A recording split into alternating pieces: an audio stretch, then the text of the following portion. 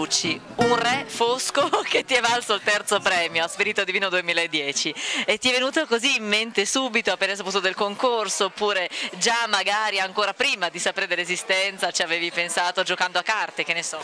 Allora, io è dal 2003 che partecipo a questo concorso, quindi per me è stata una sorpresissima questo terzo premio, anche se nel 2004 già avevo vinto il primo, quindi non me l'aspettavo.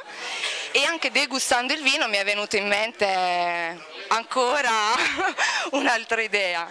Re Fosco perché comunque questo concorso è satira ma è anche un gioco, quindi è un gioco diciamo del bicchiere che poi no, si rovescia così come la testa quando è inebriata un pochettino dal vino.